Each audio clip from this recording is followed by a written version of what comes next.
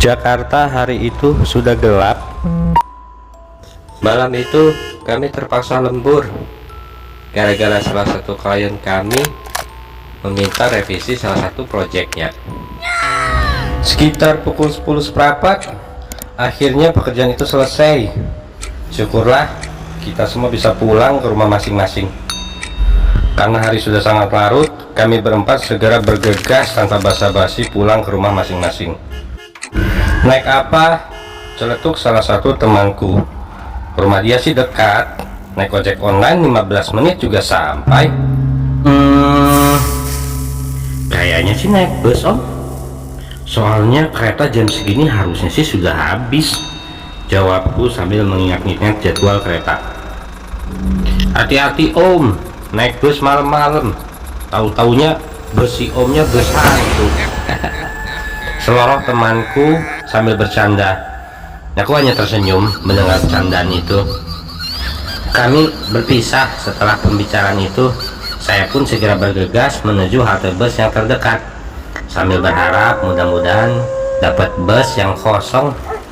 Dalam perjalanan saya menuju halte bus terdekat di ojek, tiba-tiba saya melihat stasiun kereta seperti masih menyala lampunya.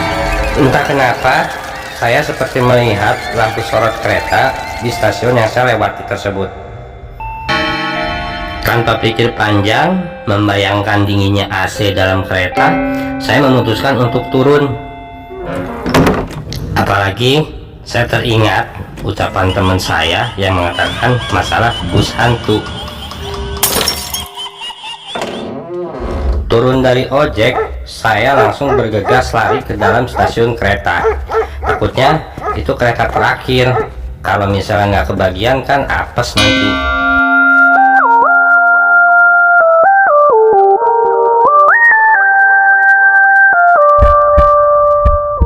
Memang sebenarnya saya sudah melihat ada yang aneh malam itu di stasiun kereta tersebut.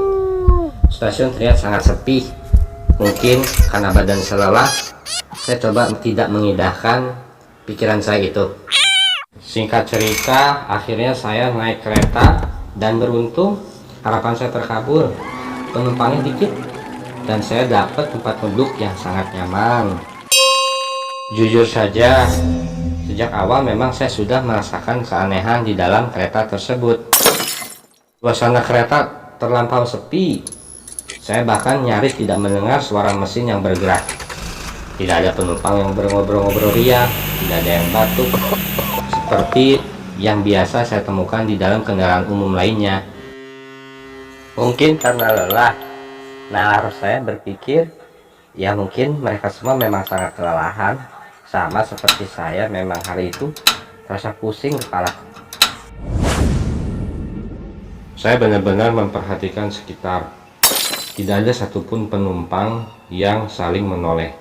Mereka semua duduk diam, hanya terkecuali ada seorang kakek-kakek di hadapan saya yang dari tadi membaca koran, yang tangannya membulak-balik koran tersebut yang dibentangkan ke wajahnya. Saat itu saya sama sekali belum memikirkan hal yang aneh-aneh. Dalam pikiran saya, mungkin kepala saya sedang pusing, ditambah sugesti dari teman saya yang tadi bicara tentang masalah bus hantu.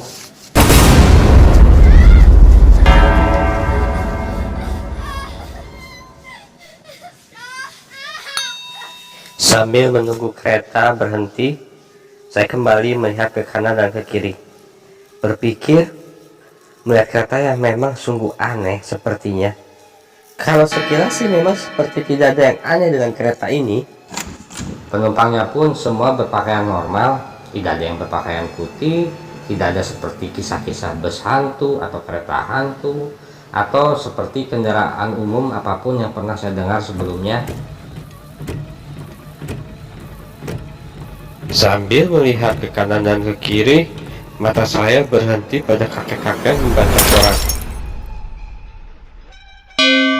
Wajahnya yang tertutup koran membuat saya sulit untuk menebak seperti apa sih wajah kakek-kakek yang dari tadi begitu tekun membaca korannya. Bahkan di saat waktu menunjukkan pukul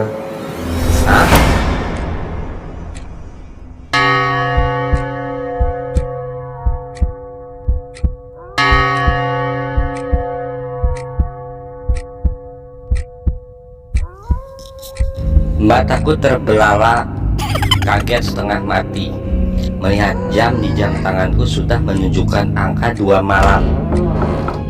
Kereta apa yang berangkat dari Jakarta sampai Bogor harus menempuh durasi sekitar 4-5 jam. Dalam hatiku, apa mungkin jamku rusak? Itu pikiran pertamaku. Cuman badanku mulai terasa merinding, sekujur tubuh terasa sangat dingin. Pikiran saya makin tidak karuan. Saya melihat ke kanan dan ke kiri sekitaran kereta.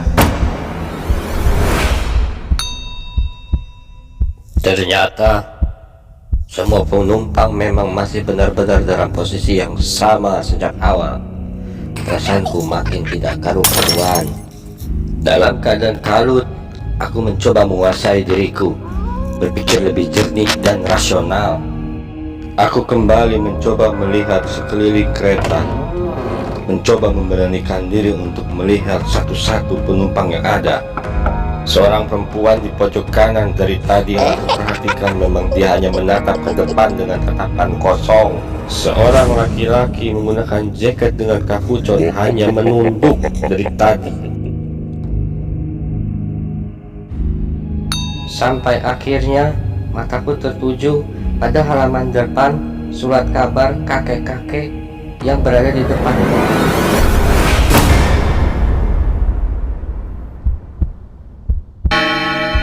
Gila, koran itu terbitan tahun 1987. Sungguh tidak masuk akal seseorang masih membaca koran terbitan tahun 87. Saya syok setengah mati. Mendadak sekujur tubuh saya terasa lemas, badan saya berkeringat dan kaki saya tak sanggup lagi untuk melangkah.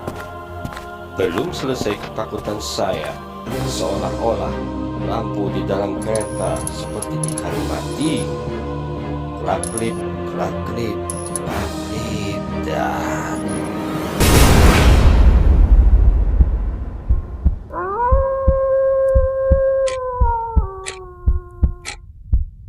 akhirnya lampu kereta benar-benar mati. Suasana sepi, mencekam, sunyi. Bahkan saya bisa mendengar suara sehelai rambut jatuh ke dalam lantai. Sunyi, sehingga hanya desahan nafas dan detakan jantung saya yang terdengar. Mimpi apa semalam? Saya yang tadi berniat menghindari bus hantu justru malah masuk ke dalam sebuah kereta yang sangat absurd. Dalam keadaan gelap, aku mencoba menutup mata, berharap ini hanyalah mimpi. Lalu aku mencoba berhitung.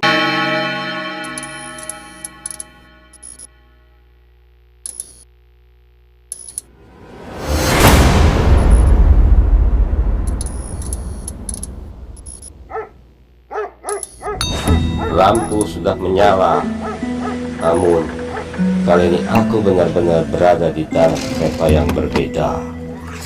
Kereta yang benar-benar usang dan menyeramkan, seperti kereta hantu.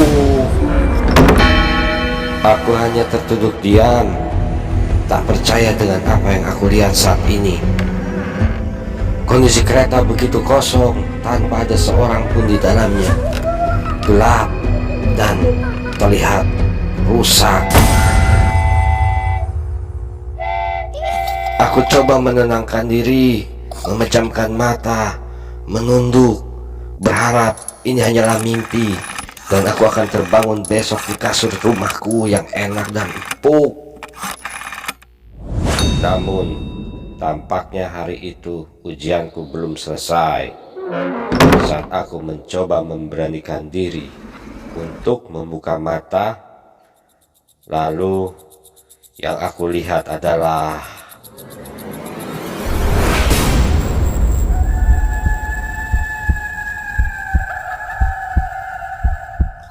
aku sungguh ketakutan setengah mati. Tak bisa dibayangkan perasaanku saat itu seperti apa. Tidak ada bandingannya ketakutanku dengan ketakutan suasana lainnya. Otakku tak sanggup lagi menampung rasa takut ini, hingga akhirnya aku jatuh pingsan.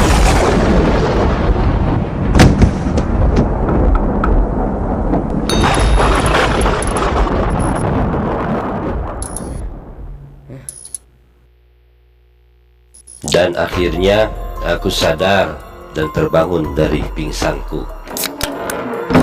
Kondisi kereta kembali seperti semula saat pertama kali aku masuk.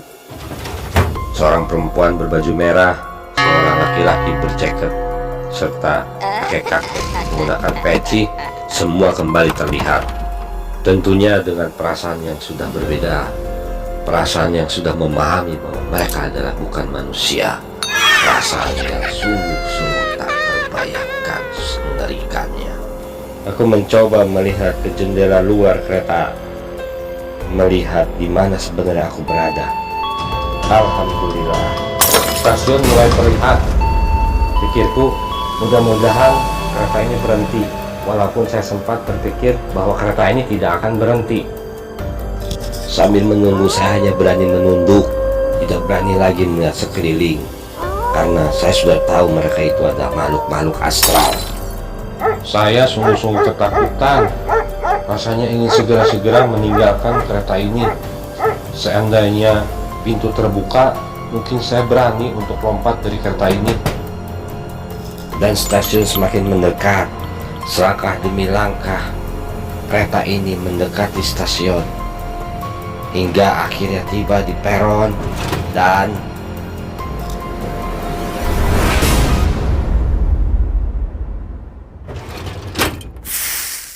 kereta berhenti.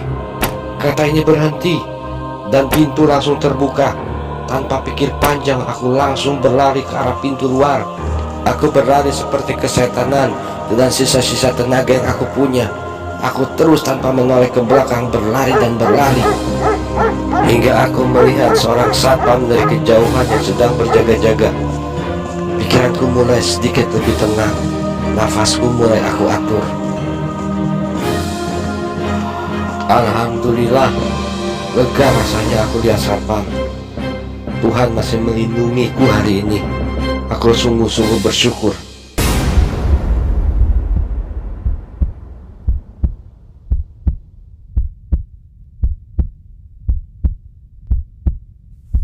Lalu dengan langkah 1000, saya memasuki stasiun kereta untuk menuju pintu keluar.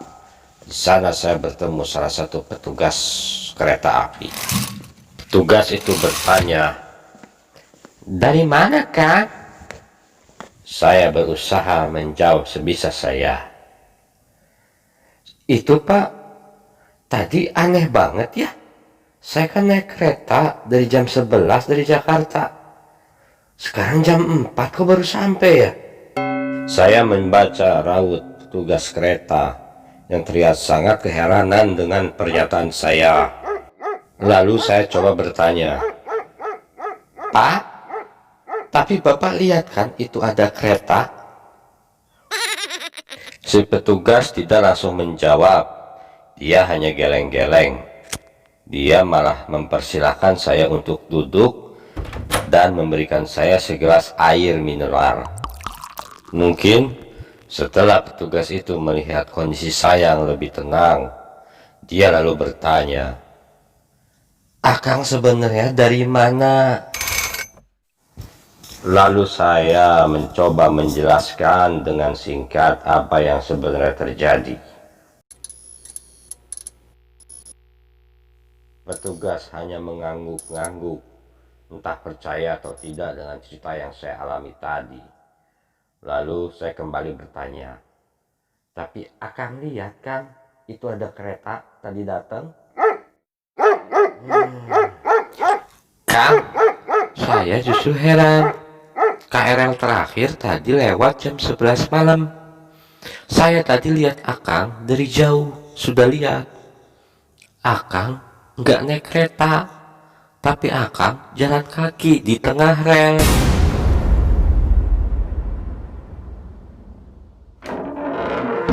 Saya hanya bisa terdiam mendengar pernyataan si petugas kereta. Namun, Akhirnya saya paham kenapa jantung saya begitu berdebar-debar, kenapa kaki saya begitu terasa lemas, dan kenapa sekujur tubuh saya dipenuhi dengan keringat. Entah bagaimana caranya, ternyata malam itu saya tanpa sadar telah berjalan kaki dari Jakarta hingga Bogor.